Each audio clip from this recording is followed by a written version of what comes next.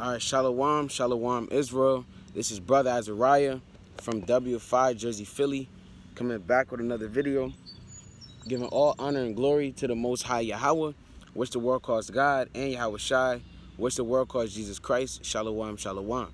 Lord willing, you brothers and sisters that's in this truth, you enduring, and you doing the works of the Most High. That which is required of you, you continually doing that day in and day out. All right. So in this video, I'm going to be going over Revelation, the 20th chapter. Now, this is another controversial chapter in the scriptures, and it's been in my spirit lately to go over scriptures and chapters that's controversial, sayings that's controversial, just things that bring a lot of debating and things of that sort. Now, Revelation 20, a part of Revelation 20 is going into a 1,000-year reign. The Christians, they call it a millennial reign. Now, the way they break that down is that we'll reign in the kingdom for 1,000 years. Then after 1,000 years is done, they think it's literal. After 1,000 years is done, Gog and Magog, well, Satan's going to be loosed out of his prison, and he's going to deceive the nations and then cause Gog and Magog, which is going into Russia. Gog is Russia. Magog is the land of Russia. All right. He's going to deceive the nations and bring Gog and Magog and his armies up against Israel while we're reigning in the kingdom. We got our damn walls all built up. You know, everything's going fine. We damn feasting. We just damn celebrated the destruction of Babylon. And then here comes Satan. He's loosed out of his prison. Now he about to wage war on us. Now we got to get our battle ornaments. Now we out here blowing the shofar. All hell breaking loose. No, man. They break it down like that, but that's not what's going on. All right, the scriptures is very hard for certain men to understand. That's why he said, I brought this out yesterday in the video I did yesterday, in Isaiah 28 and 9 on down. He said he made this word precept upon precept, line upon line. All right, here a little and there a little, so that they may be snared and broken into pieces, man. All right, because the Lord, like I said yesterday, he doesn't want everybody to understand the scriptures. All right, these things get very deep. All right. You know, it's parabolic, all right, there's a lot of symbolism, metaphors, all right. There's a lot of things going, hip talk, like brothers like to say. It's a lot of things going on in the scriptures, and you must go precept upon precept to understand it. And there's another thing called discernment. So with discernment and with the precepts, we're going to break down Revelation 20. All right, so let's kick it off. This is the book of Revelation 20 and verse 1. And I saw an angel come down from heaven, it says, Aslaki, and I saw an angel come down from heaven, having the key of the bottomless pit and a great chain in his hand. Now the bottomless pit is talking about Europe. All right, we're going to keep reading on. It says, and he laid hold on the dragon, that old serpent, which is the devil and Satan, and bound him 1,000 years. So this dragon, this old serpent that he's speaking about, this devil, Satan, is talking about the so-called white man. Esau is a dragon. He's a deceiver. All right. He goes around deceiving men. He's Satan. He's a devil, man. When he says things, when Esau says things, you can't really believe this man. All right. This is who he's speaking of. This is the book of Psalm 62, and we're going to read verse 4. All right. Psalm 62 and verse 4. It says, Salakia, bear with me.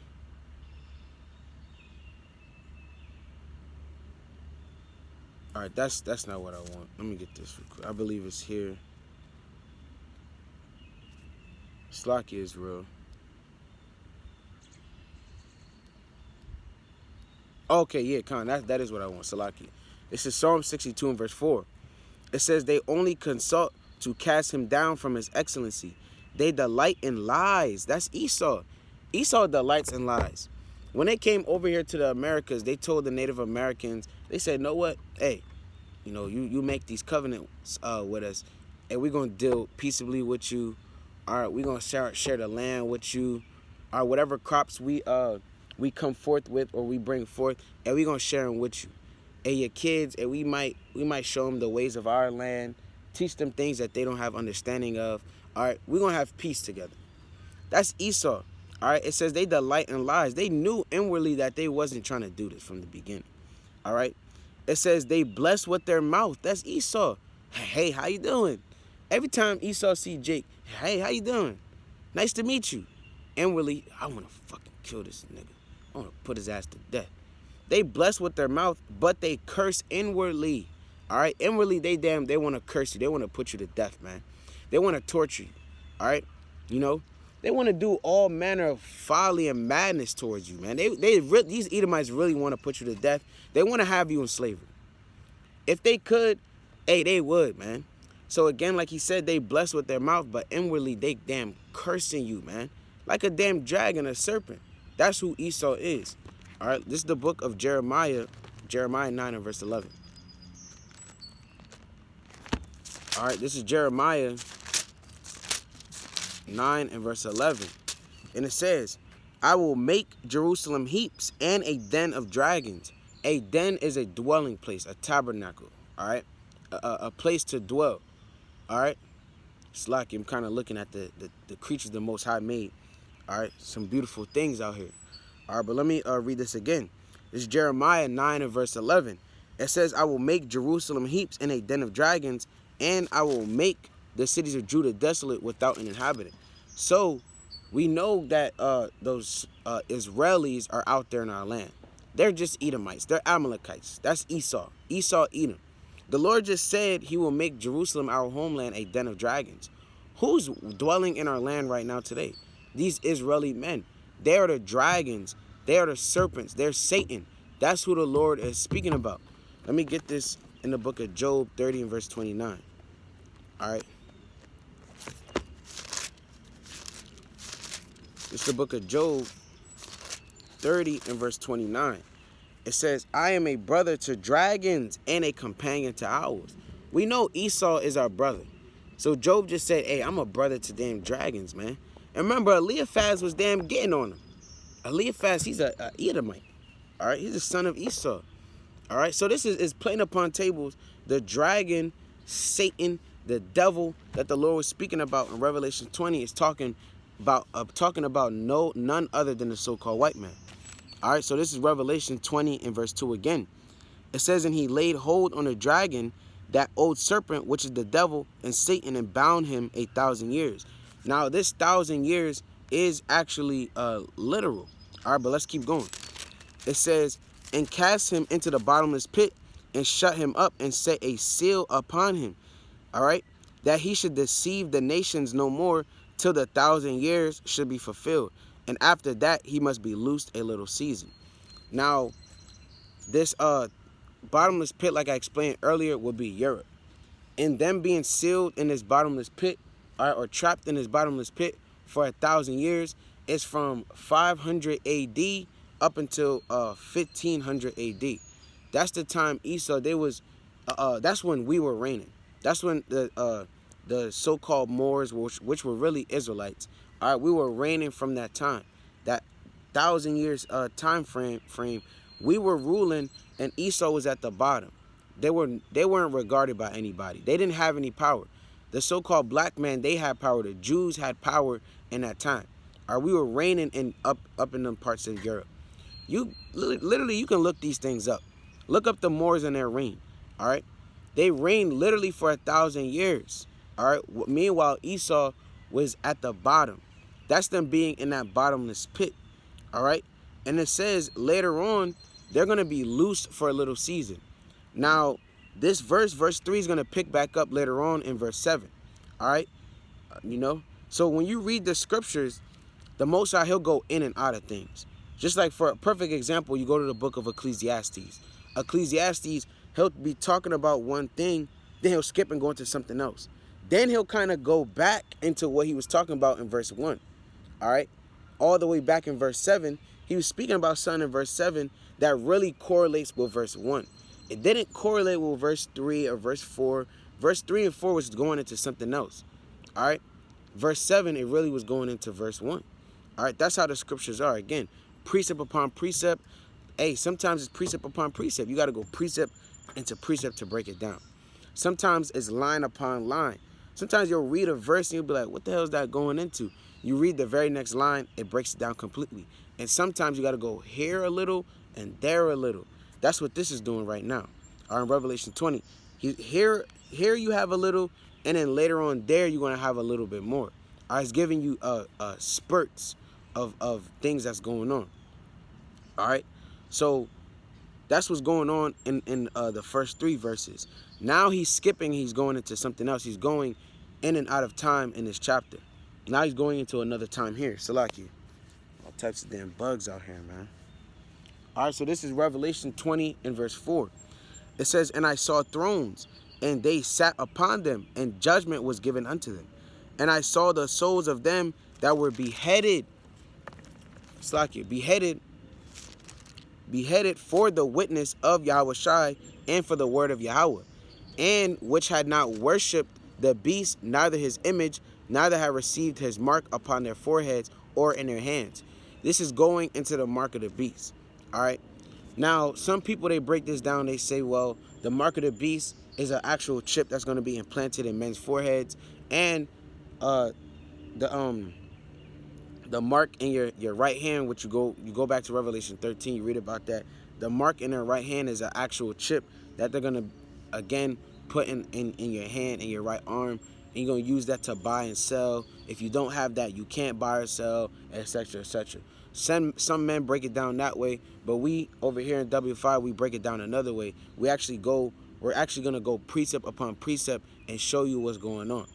Some men, they have their own breakdown, but we're going to break it down, thus saith the Lord. Now, again, this mark on their foreheads is not a literal mark. How do we know so? We're going to go to Ezekiel 9 and verse 4. All right? And some men, they're tired of hearing this breakdown. Why they keep breaking it down like that? Well, this is what the Bible says, brother. You got to deal with it. It's the book of Ezekiel 9 and verse 4. It says, whereupon, Slakia, and the Lord said unto him, go through the midst of the city, speaking about the angel, go through the midst of the city, through the midst of Jerusalem, and set a mark upon the foreheads of the men that sigh and that cry for all the abominations that be done in the midst thereof. Now this angel didn't actually go up to the men that were sighing and crying for the abominations and smack a damn mark on them, man. Kind of smacked them up on their head and left a bruise on their head. Or he kind of had a needle, he kind of injected them with something. Now it's a damn mark in their forehead. Or he actually put X marks the spot on their forehead so that when he comes and destroys this place, he's like, all right, well, no, I can't destroy that, brother. He got an X on his head.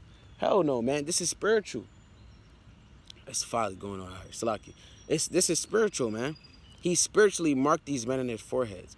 So these men that didn't, Salaki, these men that didn't receive this mark, they're not receiving Esau's spiritual mark. All right, meaning they're not accepting their ideologies, they're not accepting their different with their wisdom. They're not accepting the way of the so-called white man. That's them avoiding the mark that's being put in certain men's foreheads. Some men, they're actually taking the ways of the so-called white man and they implant it in their mind. Everything they do, they think about what the so-called white man has taught them first. All right? They say, okay, I'm walking here. The so-called white man, he told me not to do this. He told me not to do that. He told me I should live like this. He told me I should believe in that. That's the mark being put on their foreheads. But the men of the Lord that's going to get beheaded for this thing, they're not going to have the mark of the beast in their forehead, man. All right? They're going to actually have the name of the Most High in their foreheads. Let me get this in Revelation 14 and verse 1. All right? This is Revelation 14 and 1. It says, and I looked, and lo, a lamb stood on the Mount Sion, and with him 144,000, having his father's name written in their foreheads. Now, is this literal? They're going to have the Most High's name written in their forehead? No. They're going to have what the Most High stands for embedded in their mind. That's what that name is symbolic for. This is the book of Sirach 44, and we're going to go to verse 8. All right. This is Sirach 44. Bear with me. Damn hot out here, man. Sirach 44 and verse 8. It says, there be of them that have left a name behind them, and their praises might be reported. And some there be which have no memorial, who are perished as though they had never been, and are become as though they had never been born, and their children after them. Now, what is that saying? There's men that have a name upon this earth. Your name carries weight. All right. For example, if somebody was to say the Trump family, immediately you think about Donald Trump and how he wants to build up a wall. All right. You think about how he's a racist. Trump, he doesn't have a good name, but that's the name he's leaving behind him. All right. Your name is symbolic for what you stand for. All right. It said, and then now, let me read this again, Salaki. It says, there be of them that have left a name behind them, that their praises might be reported. As I just said, when Donald Trump dies, every time someone says Trump or Donald Trump, automatically, they're immediately going to think about that damn wall he's trying to build. That's what comes in my mind, at least. It may be different for you. And the next thing I think about is Salakia, how he's a damn racist. Those are the things this man has left behind through his name. All right, it's not actual talking about Donald Trump. Donald Trump has a meaning. No, he has a name. A name was given to him. All right, but through his lifetime, he has made that name have a meaning. That name now comes with something. All right, so that name being written in the elect's forehead, all right, the Most High's name is not actual. It's not Yahweh is not going to be on their forehead. You're not going to look at their head and it says Yahweh, but embedded in their mind, they're thinking upon the ways of the Most High. They think like the Most High. They act like the Most High. All right, the ways of the Most High are embedded in their mind. All right, righteousness is embedded in them. All right, being without sin, being without guile is now embedded within them. Now that's in their forehead. All right, that's what that's going into. All right, Lord willing, I may do an in-depth breakdown on the mark of the beast at a later time. All right, but as far as this, I just kind of want to sum it up for you so that you may understand. Now, it also says, neither his, going back to Revelation 24, it says, neither his image, which is what he stands for, it says, neither had received his mark upon their foreheads or in their hands. So it also says they didn't receive the mark in their right hand. That's in Revelation 13. All right. Now, that's not literal, they're going to get a damn actual mark in their right hand. That's not what it's going into. All right. This is the book of Ecclesiastes 10 and verse 2. All right, Slaki, bear with me.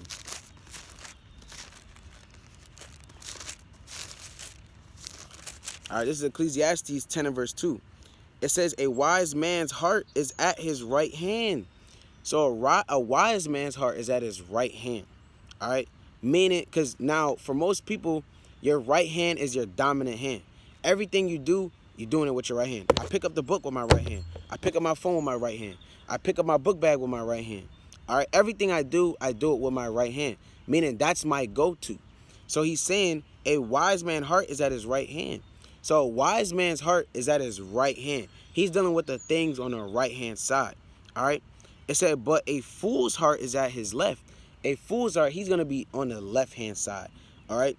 Everything he does, everything he strives to do, everything he thinks upon is always on the left-hand side. He uses his left hand for everything, meaning he uses wickedness for everything. Hey, the man, the upright man, he uses his right hand. All right? Everything he does is on the right-hand side. All right? This is all spiritual. All right? None of this is actually a literal thing. All right? But let me get this in Song of Solomon. Song of Solomon 2 and verse 6, I believe I want. All right? So this is the book of Song of Solomon 2 and verse 6. It says, his left hand is under my head. All right? It says, and his right hand doth embrace me. So Yahweh Shai, all right, he holds your head with his left hand, but his right hand is actually doing the work. He's embracing you with the right hand. All right. Again, it's all spiritual. So these men, they didn't receive the mark of the beast in their right hand, meaning everything they do and how they operate is not according to how Esau wants you to operate. Their works is not chiefly on the right hand side. All right, wickedness is not their go-to. All right, that's all that's going into. All right, let me get this real quick in the book of Exodus 15, and I believe I want verse 2. All right, this is the book of Exodus 15 in verse 2. Actually, I'm going to start at verse 3. Exodus 15:3. It says, the Lord is a man of war, the Lord is his name. Pharaoh's chariots and his hosts hath he cast into the sea. His chosen captains are drowned in the Red Sea. The depths have covered them, they sank into the bottom as a stone. Thy right hand, O Lord, is become glorious in power. So your right hand is your power. All right. The Lord didn't actually use his right hand and destroy the Egyptians, man. Your right hand is just symbolic for your power. It says, thy right hand, O Lord, is become glorious in power. Thy right hand, O Lord, had dashed in pieces the enemies. Slaki. You see how the Most High, he gives you precepts to break these different strongholds down. All right. So we understand through the precepts, the right hand in the forehead is not literal. It's not, you're not gonna literally get an actual mark in your right hand or your forehead. This thing is spiritual. All right. So these men, they completely forsook the ways of the mark of the beast. They said, I'm not gonna take your philosophies, your ways of life, and I'm not gonna make it my power. Jake in the world, they have the mark of the beast. All right, they go and shoot up. They have an evil eye towards their brother. They shoot up their brother. All right, they steal from their brother. They damn sleep with their brother's wives. All right, they love astronomy. All right, they love damn looking at the stars and idolizing the stars.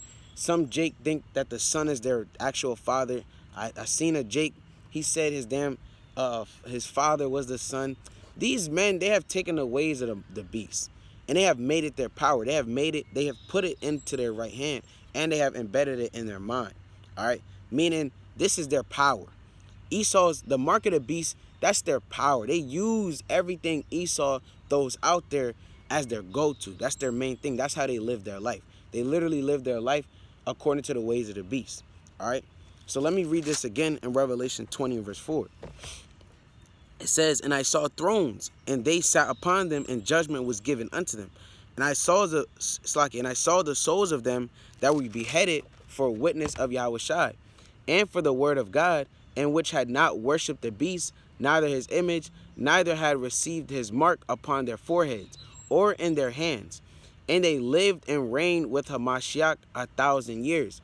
So these men that are being beheaded for the Lord and being put to death, this is the 144 right here.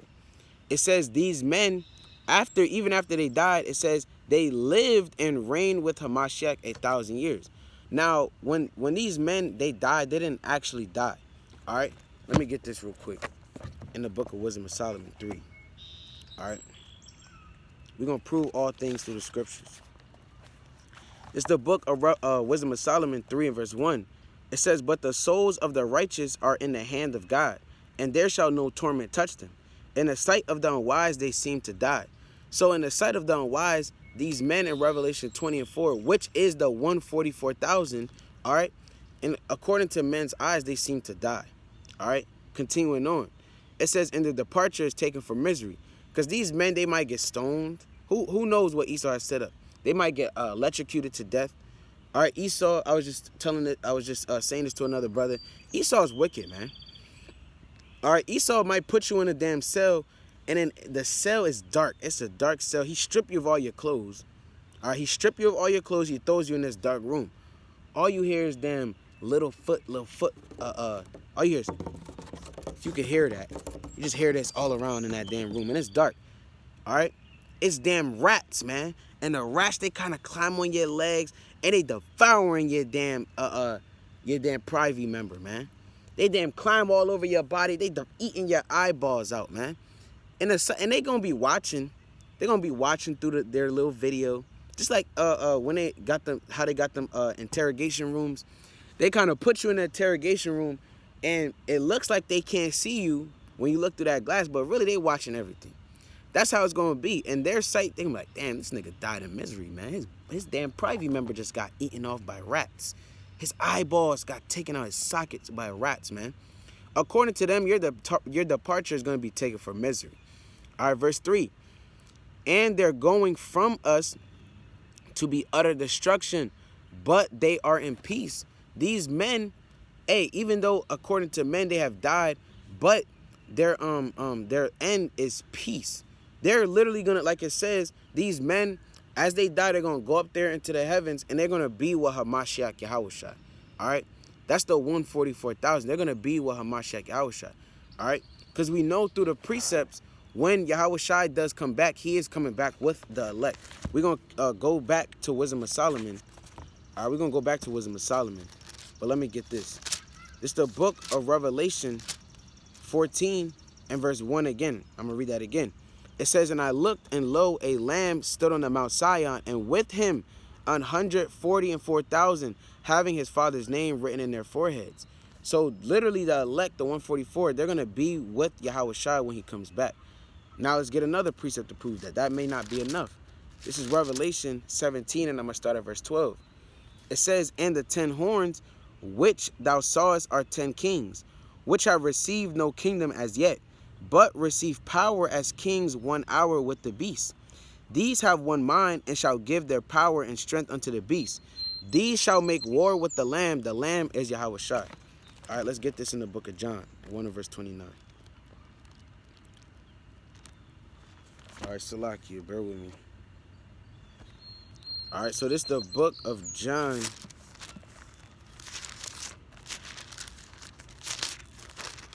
All right, John 1 and verse 29. And it says, the next day John seeth Yahushua coming unto him, and saith, behold, the Lamb of God, which taketh away the sin of the world. So the Lamb is Yahushua. So going back to Revelation 17 and verse 14, it says, these, the 10 horns, these shall make war with the Lamb. These shall make war with the Lamb, and the Lamb shall overcome them. It says, for he is the Lord of lords and the King of kings. And they that are with him are called and chosen and faithful. All right. So there's these men that are going to be with Yahushua while all this is going on. They are the called, the chosen, and the faithful. That's talking about Israel that's been predestinated from the beginning. All right. We are the called. We are the chosen. All right. Let me get this a classic. All right. Actually, I'm going to get 2 Corinthians 1 and verse 20. All right. This is the book of 2 Corinthians 1 and 21. It says, now he which established now he which establisheth us with you in Hamashiach, and hath anointed us. All right, when you're anointed, you're chosen, you're set up. All right, it says, and hath anointed us is Yahweh, who hath also sealed us. All right, and given the earnest of the Spirit in our hearts. So we are the sealed. All right, we are the predestinated. We are the called. We are the chosen. All right, let me get this in Ephesians 1 and verse 4. All right, this is the book of Ephesians 1 and verse 4. It says, I start at verse 3. It says, blessed be the God and the Father of our Lord Yahushua HaMashiach, who hath blessed us with all spiritual blessings in heavenly places in Hamashiach, according as he hath chosen us in him before the foundation of the world, that we should be holy and without blame before him in love, having predestinated us unto the adoption of children by Yahushua HaMashiach to himself, according to the good pleasure of his will. See that? So plain upon tables, we are the chosen, we are the called. So you have, when all hell's breaking loose and the 10 horns are making war with Yahushua, you have those that are called and chosen and faithful with Yahushua. That's the elect. All right. Further proving that, let's go back to Wisdom of Solomon. All right, where we left off. All right. It's the book of Wisdom of Solomon 3, and I'll start at verse 4. It says, for though they be punished in the sight of men, yet is their hope full of immortality. See that? Because now we just read in Revelation 20, these men, they're going to be beheaded for the name of Yahushua's sake. All right? They're going to be beheaded for his name. Now, according in the sight of men, they seem Salaki. Damn, all hell breaking loose. All right, bear with me, Salaki. All right.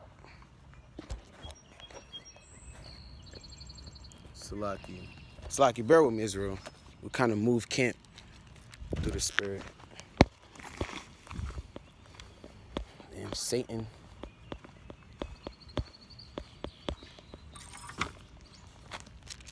All right, Salaki.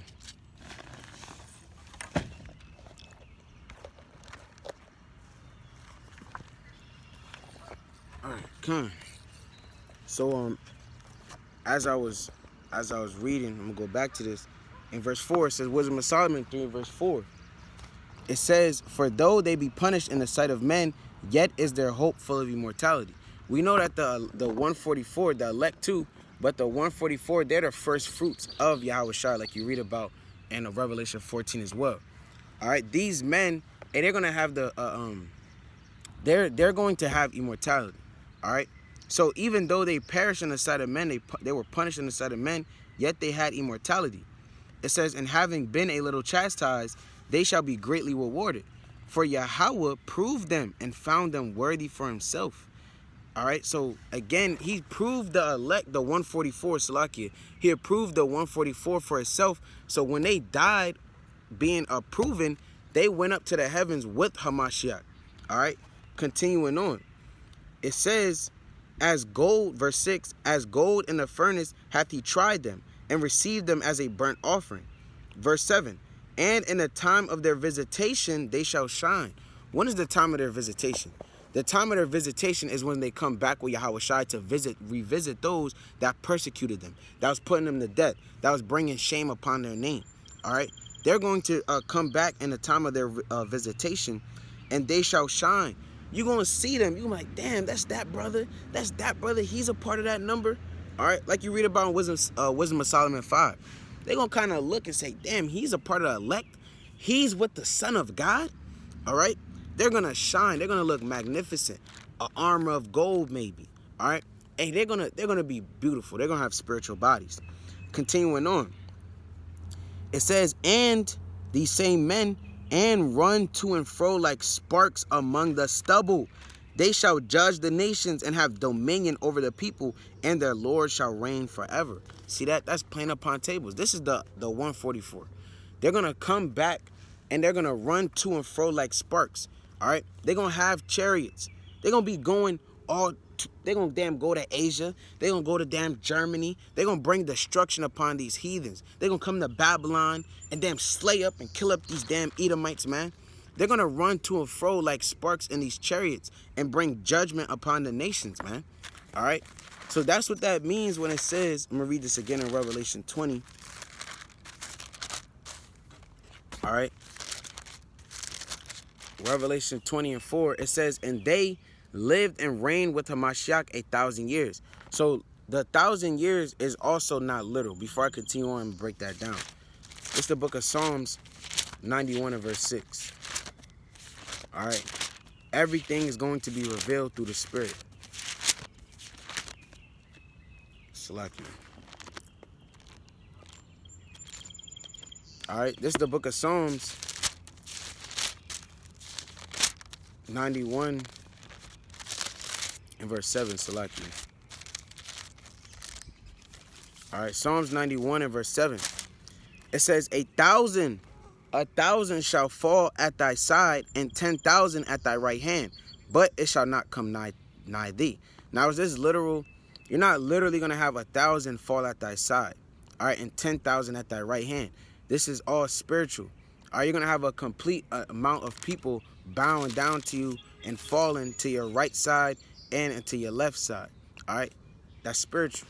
Now, let's go to Revelation. Let's get another one on that. Revelation 11. We're going to go to verse 13. All right, this is the book of Revelation 11, and I'm going to go to verse 13. It says, in the same hour was there a great earthquake, and a 10th part of the city fell. That 10 is not literal as well. It's all spiritual. A perfect amount of the city fell. And in the earthquake were slain of men 7,000, and the remnant were affrighted and gave glory to the God of heaven. So that it's 7,000. Now, we know 7 is also a complete number. All right, let's go to the book of Matthew 18 and verse 21. All right, quick one real quick. It's the book of Matthew 18 and verse 21. It says, then came Peter to him and said, Lord, how oft shall my brother sin against me, and I forgive him? Till 7 times? So Peter Salakia, Peter, he understood that 7 was a complete number. So he said, know what? I'm asking the Lord this question. I guess I got to forgive him 7 times. All right? But the Lord followed up and said this. Yahushai saith unto him, I say not unto thee until 7 times, but until 70 times 7. See that? So he even validated furthermore that 7 is a complete number. But what he's telling you is you got to continue to forgive your brother a complete amount of times. Keep on forgiving your brother. Ashlaki. All right? You got to continue to forgive your brother. All right? So going back to Revelation 11 and 13, it says, in the same hour was there a great earthquake, and the 10th part of the city fell, and in the earthquake were slain of men 7, which is a complete number, and it says 1,000 to show you how complete this number. How much to show you how many men really fell. A great amount of people fell. A perfect amount of people fell. The amount of people that were predestinated to fall in that city, that's who was destroyed. So that 7,000 further shows you that the 1,000 is not a literal 1,000. All right, so let's go back to Revelation 20 in verse 4 from the latter end. It says, and they lived and reigned with Hamashiach 1,000 years. Again, like I just broke down, that they is the 144,000. All right, they're going to be brought up there into the, after they die and they're slain for this word, they're going to be brought up there into the heavens with Hamashiach. It says, and they lived and reigned with Hamashiach 1,000 years. But the rest of the dead lived not again until the 1,000 years were finished. So it's going into the same 1,000 years we just read about in verse 4. He said the rest of the dead, it says, but the rest of the dead lived not again until the 1,000 years were finished. This is the first resurrection. So the first resurrection, Salaki, the first resurrection is the 144,000 being slain for the Lord and being brought up there into the heavens, and now they're reigning with Hamashiach for this 1,000 years. All right, now it's telling you how long this 1,000 years is. It's not a literal 1,000, but it's telling you how long it is. We're going to read it and break it down. I'm going to read it again, verse 5. It says, but the rest of the dead live not again until the 1,000 years were finished. Now, the 144, they're going to be brought up to the heavens.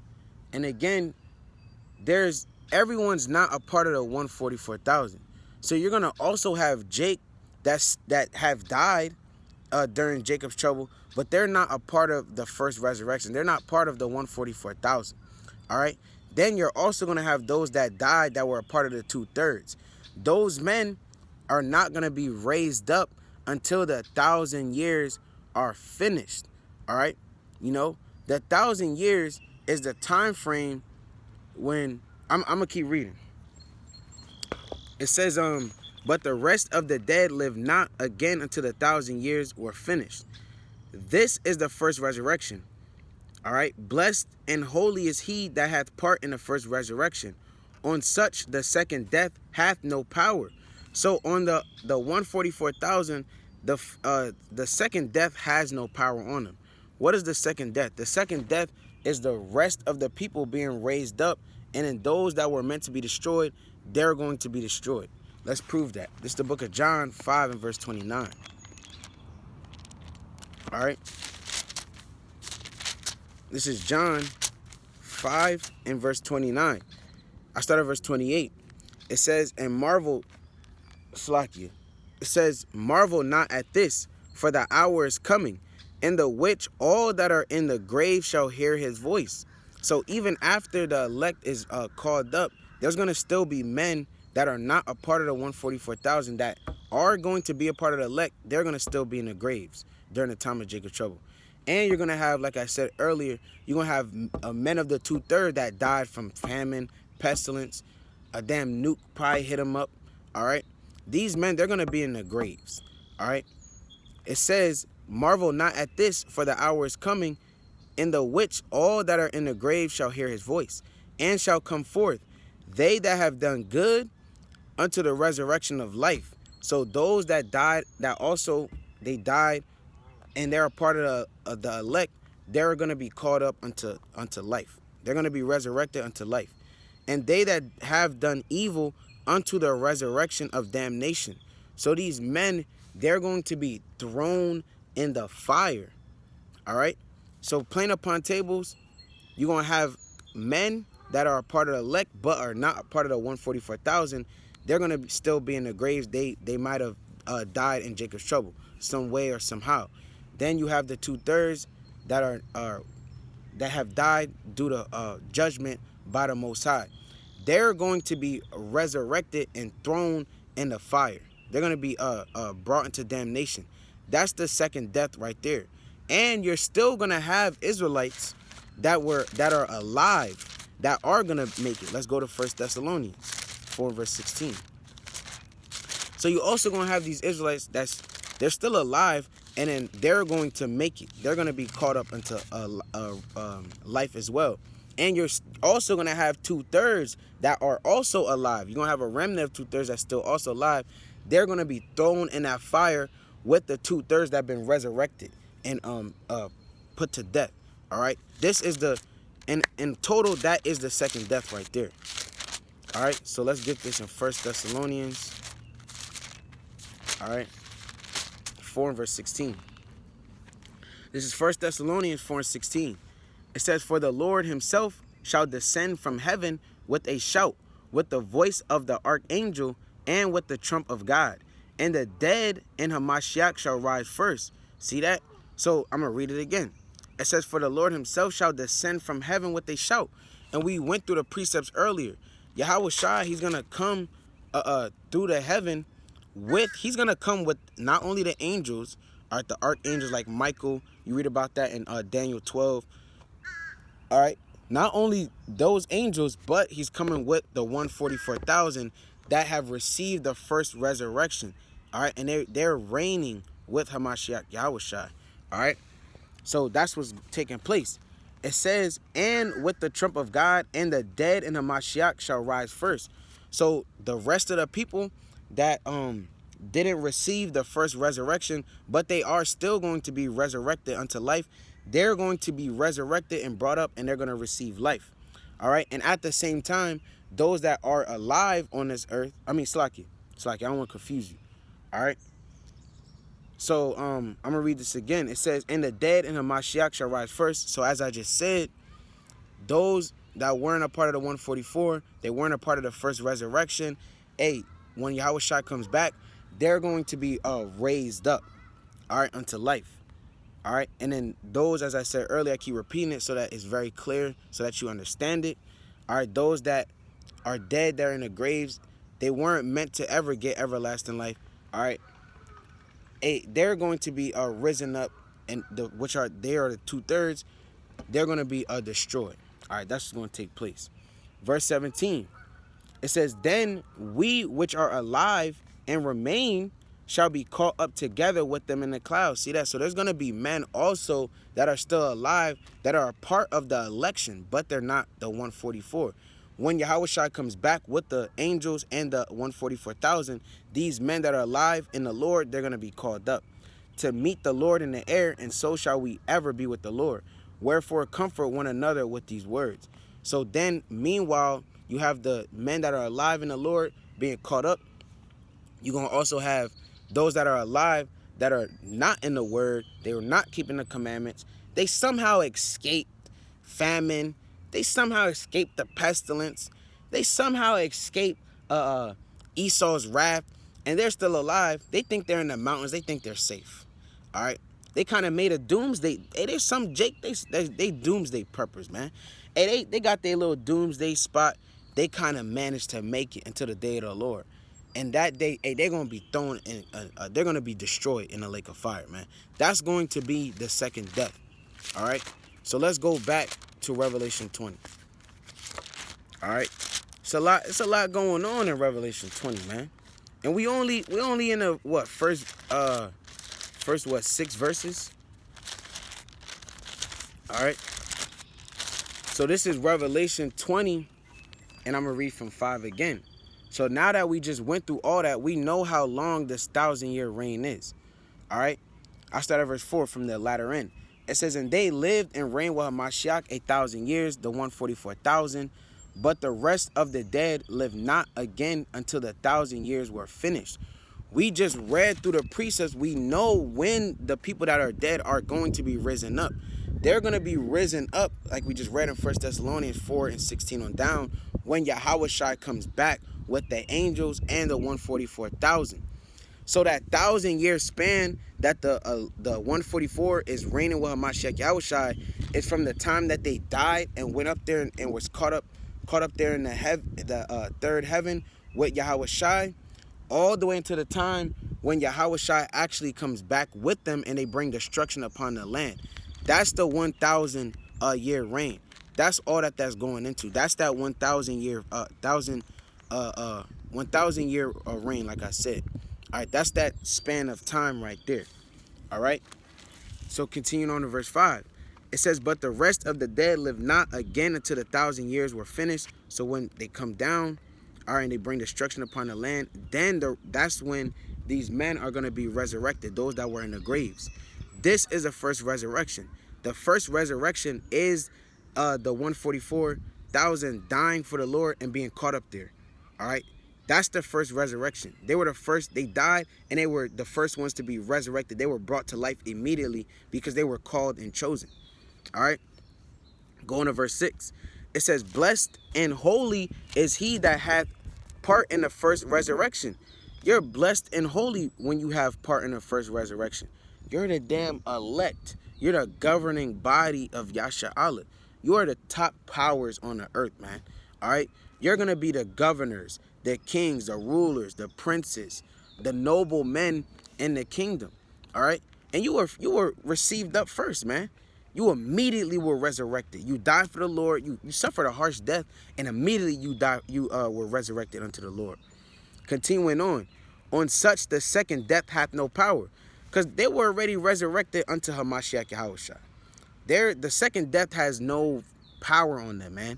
They're not worried about that. They're coming to bring destruction with Yahushua. It says, but they shall be priests and of God and of Hamashiach, and shall reign with him 1,000 years. And we know that this is the elect, because let's get this again. Further prove this thing. It's the book of 2nd Ezra 2, and I'm gonna go to verse 13. The elect are the men that's out there doing the work. All right, the 144,000. The 144,000 are those that's doing the work out there on the highways and byways. They doing videos. They edifying their brothers and sisters. They're fully pushing forth this truth. They're fully magnifying the name of the Most High in these last days through Yahweh Shai. All right, so this is 2nd Ezra 2 and verse 13. All right, 2nd Ezra 2 and verse 13. Salaki, bear with me. It says, Salaki, it says, 2 and 23. 2nd Ezra 2 and 23. It says, wheresoever thou findest the dead, take them and bury them, and I will give thee the first place in my resurrection. So he told you how you're going to become or be a part of that 144,000, be a part of that first resurrection. You have to go out there and bury the dead. The dead is the dead are those that are out there in the world that's not keeping the commandments. They don't know of the Most High. They don't know of Yahweh Shai. They don't know their nationality. They don't know that they got to repent or this place is going to be destroyed. They are the dead. He said, go out there and bury the dead. How do you bury them? You bring them into this word, like I brought out in a previous breakdown in Revelation 11, a Revelation 11 breakdown I did recently. All right, you take these men, you bid them to the marriage. Now you have buried them. Now their soul is at rest. They found their resting place. That's how you bury them. He told you, he said, if you bury these men, I'm going to read it again, 2nd Ezra 2 and 23. Wheresoever thou findest the dead, take them and bury them, and I will give thee the first place in my resurrection. So the men that's going out there on the highways and hedges, fully pushing forth this word, they're doing the work of the Most High sincerely, with all their heart, with all their might. They're going to be a part of the first resurrection. They are the elect. That's how you become a part of the elect. Now, it's not something you can actually work towards. The Most High has already predestinated this thing from the beginning. All right? So let me read this again in verse 6. This is Revelation 20 and 6. It says, Salakia. All right, this is Revelation 20 and verse 6. It says, blessed and holy is he that hath part in the first resurrection, the 144,000 being resurrected unto the Lord. On such the second death hath no power, but they shall be priests of God and of Hamashiach, and they shall reign with him 1,000 years. It's the same 1,000 years we just spoke about. From the time that they were resurrected unto the Lord, all the way until the time when Yahushua comes back and the dead are resurrected. That's the 1,000 years. They reign with Hamashiach 1,000 years. They brought destruction upon the land. They brought forth prophecy. All right, as you read in verse 5, and we broke it down through the precepts earlier on. All right, continuing on, verse 7. Now, remember, I told you Revelation 20 and verse 3, where Satan was cast into the bottomless pit, and he will be loosed for a little season.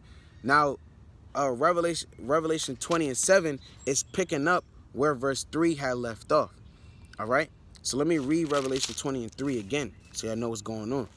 This is Revelation 20 and 3.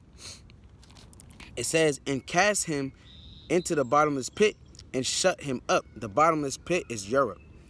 And set a seal upon him that he should deceive the nations no more, till the 1,000 years should be fulfilled, and after that he must be loose a little season. This is not the same 1,000 years that the 144,000 was reigning with the Lord. It's not the same. This is a different 1,000 years. This 1,000 years is from 500 AD to 1500 AD, when the Jews, which they identified as the Moors at that time, were ruling up in Europe and Spain and those parts. Meanwhile, Esau, the serpent, the devil, the dragon, Satan, they were cast into the bottomless pit. They were at the bottom in Rome. They were servants, handmaids. All right, they kind of clean your shoes. You needed your shoes clean, and you kind of got them to clean your shoe. You needed a cupbearer, and they was kind of your cupbearer, man. All right, you know, that's their role. That was their role at that time. They were at the bottom. They were weak as hell, man. Meanwhile, we were in power. We were in might. All right. You know, so Salaki Khan. It says, till the 1,000 years should be fulfilled, and after that he must be loosed a little season. So after we reigned as Moors for 1,000 years, all right, they were loose for a little season. After the 1500s, they came into power again. Now you had a time called the Renaissance period. Now you had a time, things going on like iconoclasm. They raised up in power and they started destroying our images. They were trying to erase our history so that we didn't go back and look and say, hold on now, we was ruling in Europe. Meanwhile, y'all was at the bottom. These things all took place. They were loose for a little season. All right. So going back to Revelation 20 and verse 7, it says, and when the 1,000 years are expired, Satan shall be loosed out of his prison. The 1,000 years after our rule from 500 AD to the 1500 AD, they came out of their prison. They were loosed. Salakia. Verse 8, and shall go out to deceive the nations which are in the four quarters of the earth. And Esau, they went out there and they have deceived the nations, man. They actually deceived the nations so badly that men, they think that they are God. All right, they have went out there and set themselves up to be God. It's the book of Isaiah 14, and I believe it's verse 12. All right, this is Isaiah 14. Isaiah 14 and verse 12. It says, how art thou fallen from heaven, O Lucifer, son of the morning? How art thou cut down to the ground, which didst weaken the nations? Esau is Lucifer, the son of the morning. All right, he's the son of wisdom. He has the wisdom of this world. All right. He says, which didst weaken the nations. How did he weaken the nations? He went out there and deceived the nations. All right. Verse 12. It's like verse 13. For thou hast said in thine heart, I will ascend into heaven. I will exalt my throne above the stars of God. I will sit also upon the mount of the congregation in the sides of the north. I will ascend above the heights of the clouds. I will be like the Most High. See that? So he set himself up to be like the Most High. That's why every nation wants to be like the Edomites. You notice Esau start wearing a suit and tie. Jake want to wear a suit and tie. Moab want to wear a suit and tie. Cush want to wear a damn suit and tie, man. They have went out and deceived the nations. So Satan, he was released out of his prison and he went out and deceived the nations. All right, and magnified himself greatly and acted as if he was on high. He was the top man on the earth. He ruled the earth. All right. So going back to Revelation 20 and verse, I'll start at 8. It says, and shall go out to deceive the nations which are in the four quarters of the earth. Gog and Magog. Gog is Russia, and Magog is the land of Russia. It says, to gather them together to battle, the number of whom is as the sand of the sea. Verse 9. And they went up on the breadth of the earth and compassed the camp. Now this is going into a latter time again. It says, and they went up on the breadth of the earth and compassed the camp of the saints about. Who's the saints? The saints is the children of Israel. It's the book of Psalms 148 and verse 14. All right, we should all know this one. But for those that may not know, we're going to bring it out. This is Psalms 148 and verse 14. It says, he hath also exalted the horn of his people, the praise of all his saints, even of the children of Israel, a people near unto him, praise ye the Lord. So the saints are the children of Israel. So now this is going into when we're in the wilderness. When we're in the wilderness, all right, we escape all hell breaking loose, was beamed up in the chariots. Hey, you're going to have the Gog and Magog, Russia, because they're going to be the last Edomites to reign on this earth. They're going to come up with their army, and they're going to come and try to devour us. All right, I'm going to finish verse 9, and we're going to go to that in Ezekiel 38. All right, so it says, and they went up on the breadth of the earth and compassed the camp of the saints about, and the beloved city, and fire came down from God out of heaven and devoured them. So Gog and Magog, they tried to come up to us while we was trying to build up the land. We was kind of resting. You know, we just got salvation. They said, man, these niggas is weak right now, man. They still in sackcloth and ashes. They haven't really received their powers yet. Let's go and try to fight them. That's in Ezekiel 38. All right, it's the book of Ezekiel. All right, the 38th chapter. All right, this is Ezekiel 38 and I'll start at verse 1.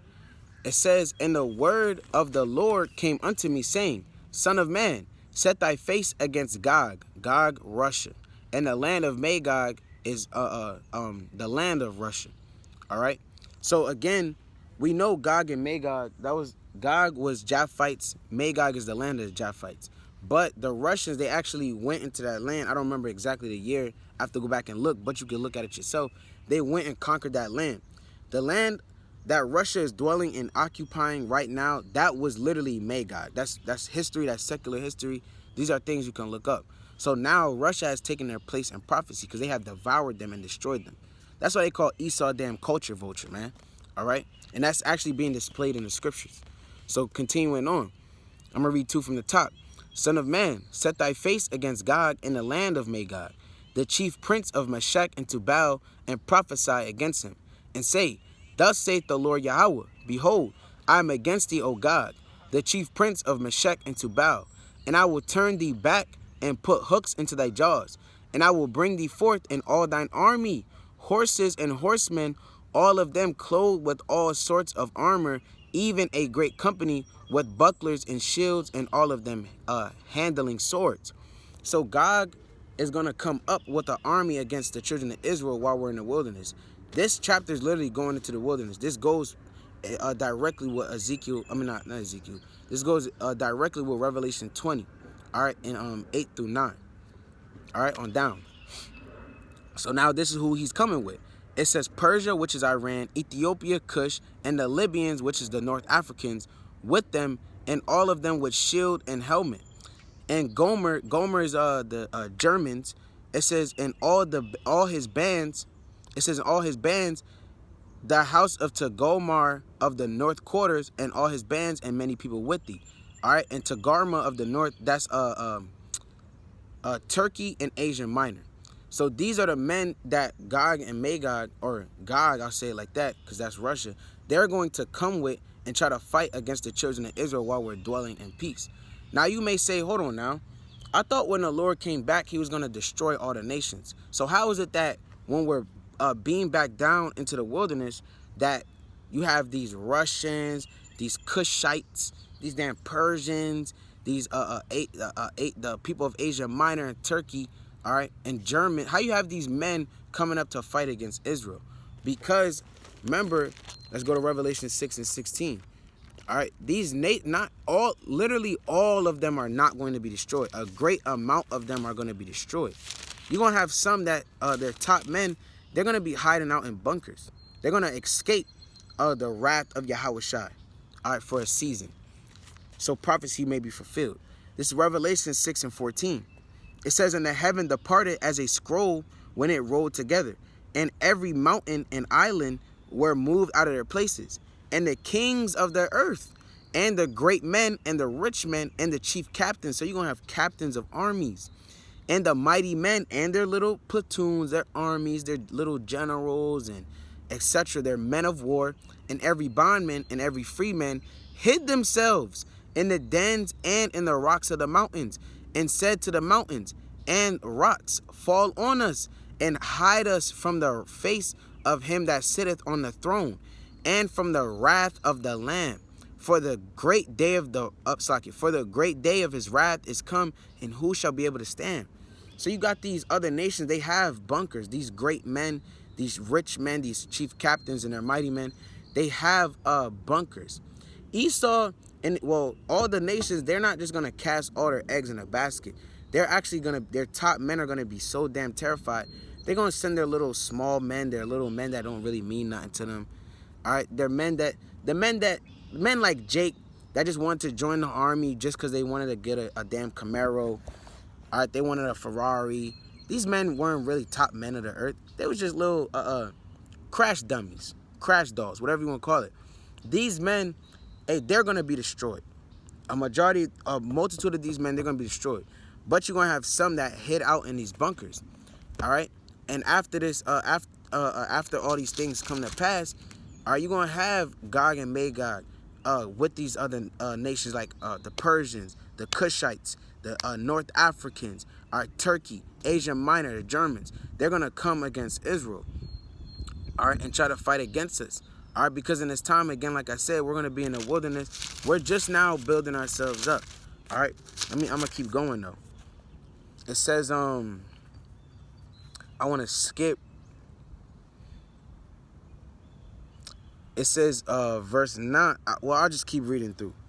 It says, verse 7.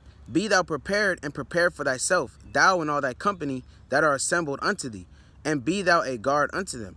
After many days thou shalt be visited. In the latter years thou shalt come into the land that is brought back from the sword." See that he said in the latter years, in the end times. All right, they're going to come into the land that's brought back from the sword. The land that is brought back from the sword is the land of Israel. Israel is going to be redeemed. The land is going to be cleansed. He's going to purge out the heathens out of that land.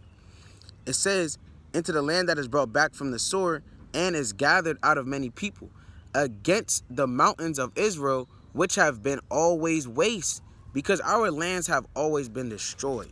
All right, let me get this in the book of Jeremiah 4 and verse 7. All right. This is Jeremiah 4 and 7. It says, the lion is come up from his thicket, and the destroyer of the Gentiles is on his way. He is gone forth from his place to make thy land desolate, and thy city shall be laid waste without an inhabitant. So the Lord brought great destruction upon the land of Jerusalem. Remember, he raised up Nebuchadnezzar, and Jeremiah. Well, he told Israel through Jeremiah that Nebuchadnezzar would be his servant in Jeremiah 27 and 6 through 7. All right, he will be his servant to bring destruction upon the nations and on Jerusalem for their stiff-neckedness and their rebellion. All right, so in that time, he brought forth destruction upon our land, and through many generations later on, our land was being destroyed by the nations and polluted. Now, more recently, you have the land being destroyed by these Israelis. Now, they're dwelling in our land. All right, they have taken our land, man.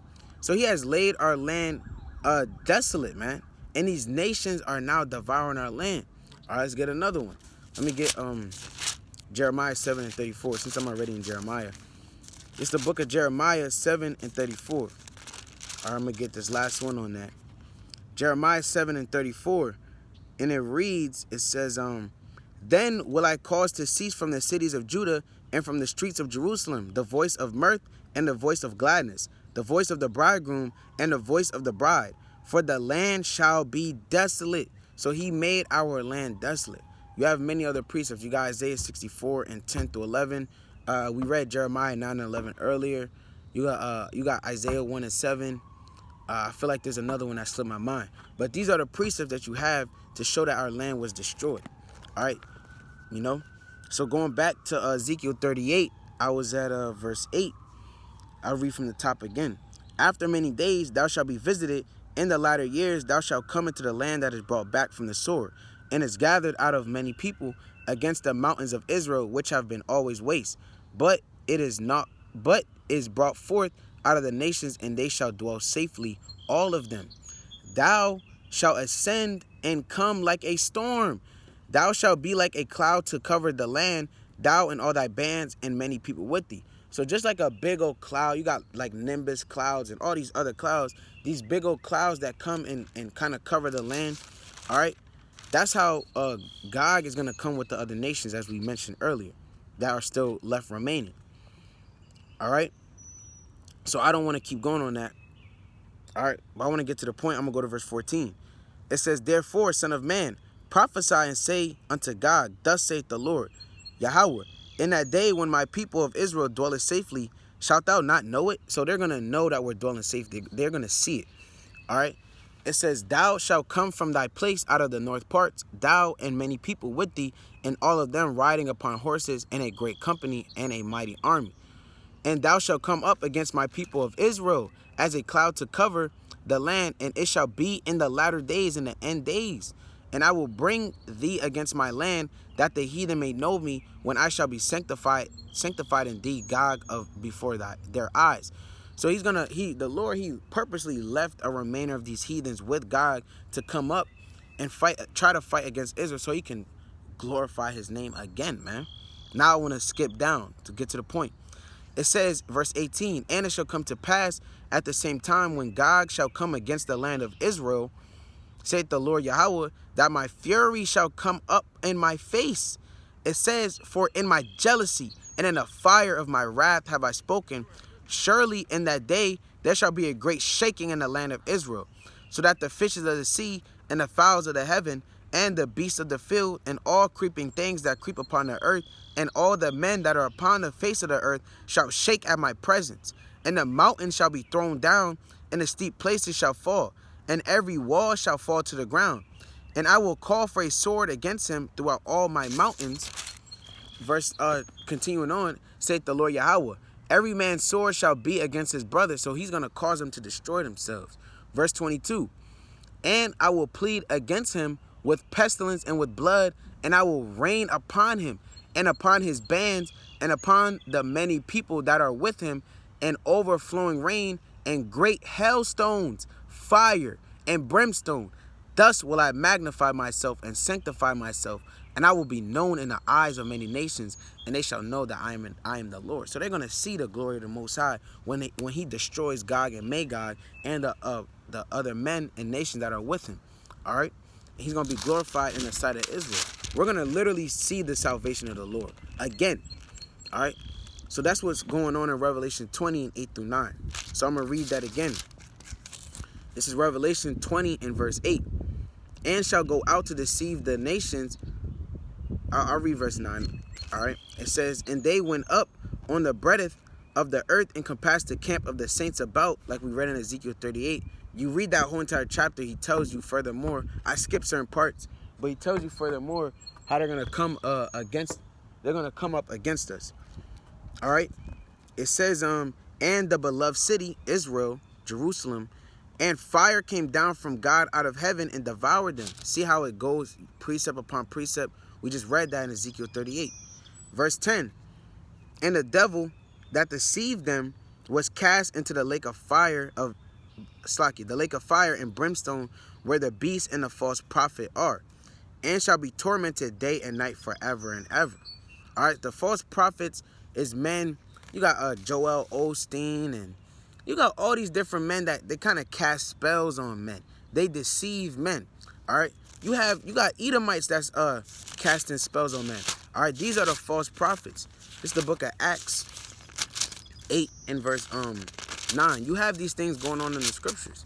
You had Simon, he was damn casting spells on people. All right? He was a damn false prophet. This the book. Actually, let me get Acts 13. That's a better one. Acts 13, I'm going to start at verse 6. This is the book of Acts 13 and verse 6. And when they had gone through the isles of Paphos,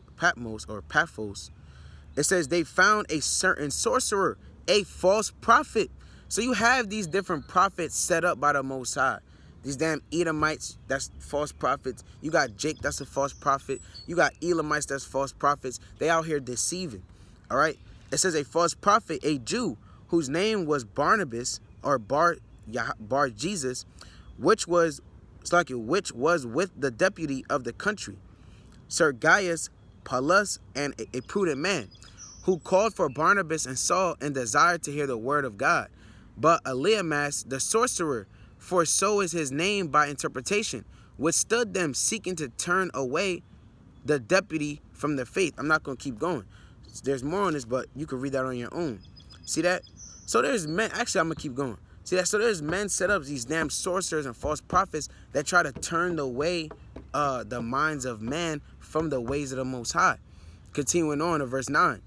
It says, then Saul, who is also called Paul, filled with the Holy Ghost, set his eyes on him and said, O full of all subtlety and all mischief, thou child of the devil, thou enemy of all righteousness, wilt thou not cease to pervert the right ways of the Lord? And now, behold, the hand of the Lord is upon thee, and thou shalt be blind, not seeing the sun for a season. And immediately there fell on him a mist and a darkness, and he went about seeking some to lead him by the hand. See that? In these nations, Esau mainly, man, all right, they're going to be seeking us to lead them, man. They're going to be blind. I don't know what to do. How do I serve the Lord? I'm destroyed. All right, and they're going to try to cleave unto Israel and say, no, I know you a Jew. I know the Most High is dealing with you. I know you're of Israel. Hey, let me follow you, man. I can't see. I'm blind. I'm spiritually blind, man. All right? And the Lord has done this to them. Why? Because they went out there and there was false prophets deceiving men. All right? So this is Revelation 20 and 10 again. It says, and the devil that deceived them, which is Esau, was cast into the lake of fire and brimstone, where the beast and the false prophet are, and it shall be tormented day and night forever and ever. Now, this is not, it's not literal. The Most High, he's not actually putting them in a lake of fire where they're going to actually burn forever and ever. All right, because there's some people that actually believe in hell being a place. All right, where men are going to actually be on fire forever and ever. No, this is all symbolic, man. The Lord always says things, and it's not literal. You just got to have understanding. It's the book of Isaiah 57 and verse 16. All right. There's hip talk in the Bible. Slang. All right. This is the book of Isaiah 57 and verse 16. And it says, Salaki, bear with me. That's not what I want. I want Jeremiah 17 and 4. All right, this is the book of Jeremiah 17 and verse 4. It says, and thou, even thyself, shalt discontinue from thine heritage that I gave thee, and I will cause thee to serve thine enemies in a land which thou knowest not. For ye have kindled a fire in my anger, which shall burn forever. So the Lord said in this verse that Israel has kindled a fire that will burn in his heart forever. Is the Lord literally going to be angry with Israel forever? No, because Isaiah 57 proves that. And you also got Psalms 103 and verse 9. I may grab that too. It's the book of Isaiah 57 and verse 16.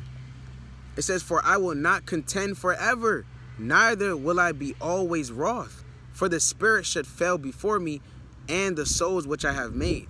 So playing upon tables, the Lord, he said, I'm not always going to be angry. All right? I'm not always going to contend forever. When he said in Jeremiah 17 and 4 that I'm going to be angry with Israel forever, it was just for a certain amount of time. We're going to get one more precept to prove so. This is the book of Psalms 103, as I said. See, that's the spirit. This is Psalms 103 and 9. It says, I started at 8. It says, the Lord is merciful and gracious, slow to anger, and plenteous in mercy. He will not always chide, neither will he keep his anger forever. So playing upon tables, the Most High is not going to be angry forever. So when he says in Revelation 20:10 that they're going to be cast into the lake of fire forever and ever and tormented, it's not literal. It's for a space of time. All right. Verse 11. And that damn fire going to be so damn hot, it's going to feel like they was in there forever, man. That's really what he's talking about. All right, you got to have understanding. It's the book of Revelation 20:11. All right, continuing on, Salaki. All right. Come on. It says, and I saw a great white throne of him that sat on it, from whose face the earth and the heaven fled away, and there was found no place for them. See, I remember as I read earlier. All right, I'm going to read it again. And I saw a great white throne, and him that sat on it, from whose face the earth and the heaven fled away. Read that in Revelation 6 and verse 16. There's men that fled before the face of from the face of Yahweh Shai, his wrath. All right, and there was found no place for them. They're not going to rule on this earth anymore. They have no power. Verse 12. And I saw the dead, small and great, stand before God, and the books were open, and another book was open, which is the book of life. And the dead were judged out of those things which were written in the books according to their works. So when the Lord comes back, he's going to judge every man. Every man is going to be judged. Well, through the things you have done, you would have been judged by the things that you have done on the earth. It's the book of Sirach 51 and verse 30. All right, Sirach 51 and 30. It says, Salaki.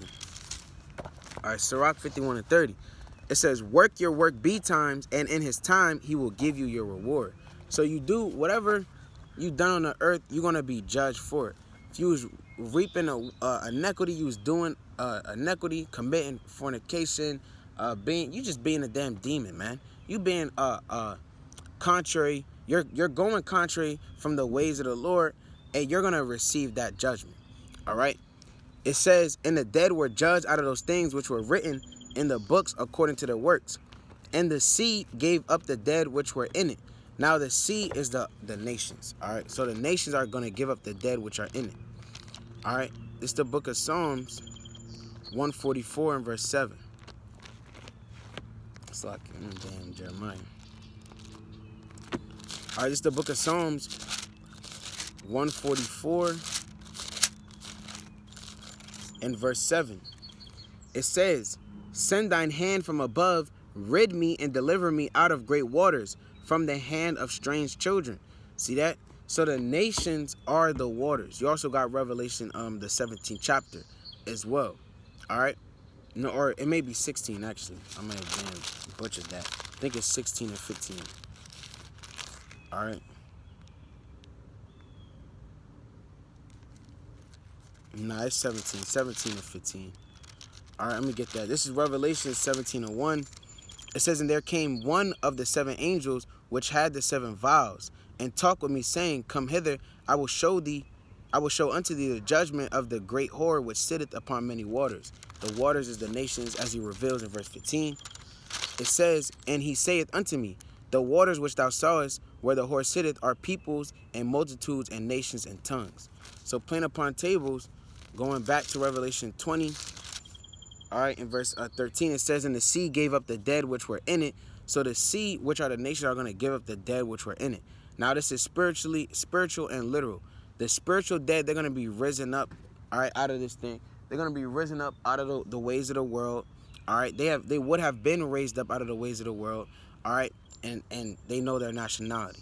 And also on another fold, the dead that died in it, they're going to be received. Again, we understand that there has to be a second resurrection. So there's going to be men being brought up out of their graves from all over the world. All right. So this is the book of John. I believe I brought it out earlier, but we're going to bring it out again. All right. This is the book of John 5 and verse 29. I read 28. It says, marvel not at this, for the hour is coming, in the which all that are in the grave shall hear his voice, and shall come forth, they that have done good unto the resurrection of life. So you did good, you're going to receive the resurrection of life. And they that have done evil unto the resurrection of damnation. Because remember, you're going to have people dead all over the world. Let me get this in Jeremiah. All right, 9 and verse 22. It's the book of Jeremiah. 9 and verse 22. And it says, speak. It says, speak, Slaki. I don't want to get this one. Let me get Jeremiah 33. All right, or maybe 35 and 31, I believe. All right, so this is Jeremiah 35. This precept always slipped my mind. 35, no. Salaki, I'm gonna have to scan for it.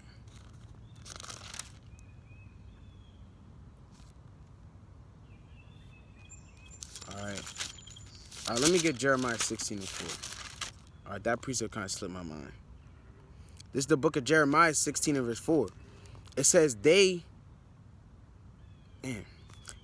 shall die of grievous death, they shall not be lamented, neither shall they be buried, but they shall be as dung upon the face of the earth, and they shall be consumed by the sword and by famine, and their carcasses shall be meat for the fowls of heaven and for the beasts of the earth.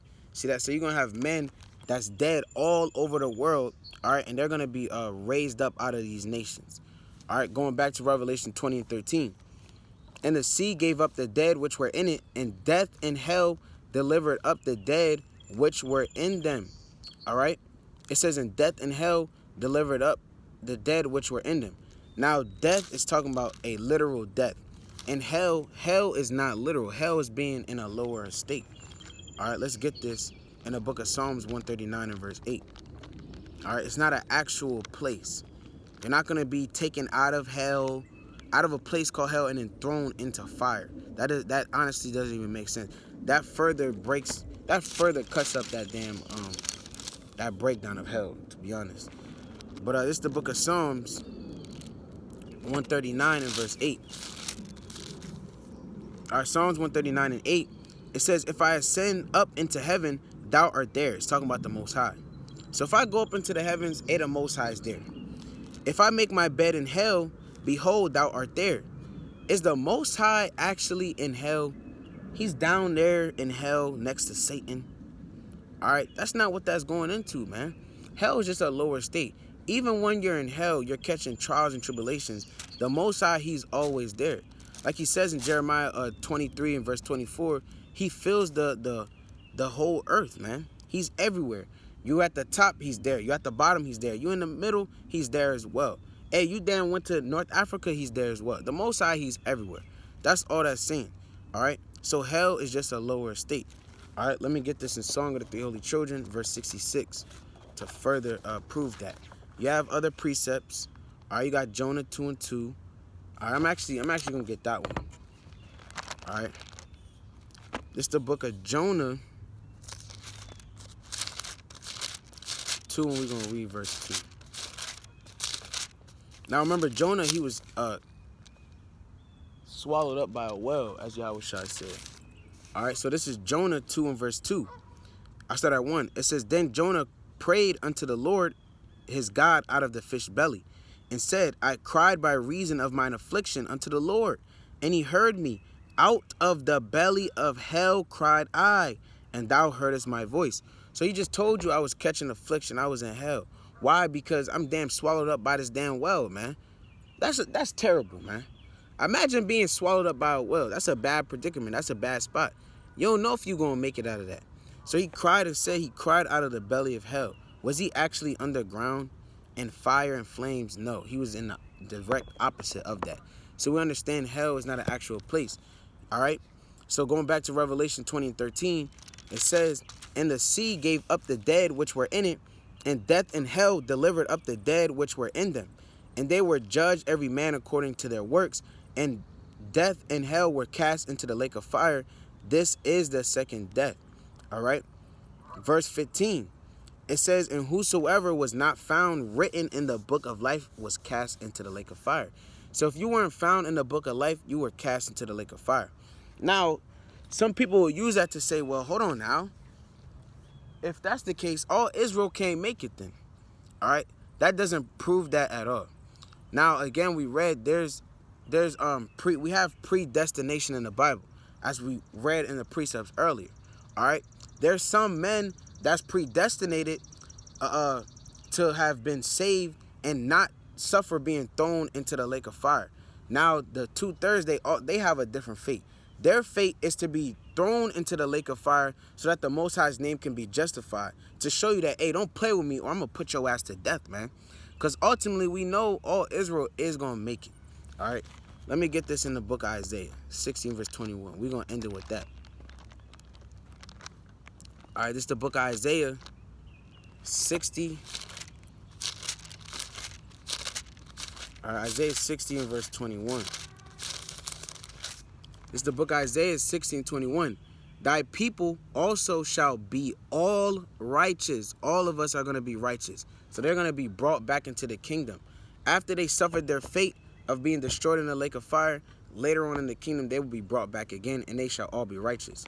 They shall inherit the land forever, the branch of my planting, the work of my hands, that I may be glorified. A little one shall become 1,000, and a small one a strong nation. I, the Lord, will hasten it in its time. All right. So, Lord willing, that was edifying to at least one brother or to one sister. With that, I'm going to give all honor and glory to the Most High Yahweh, which the world calls God, and Yahweh Shai, which the world calls Jesus Christ. Shalom, shalom.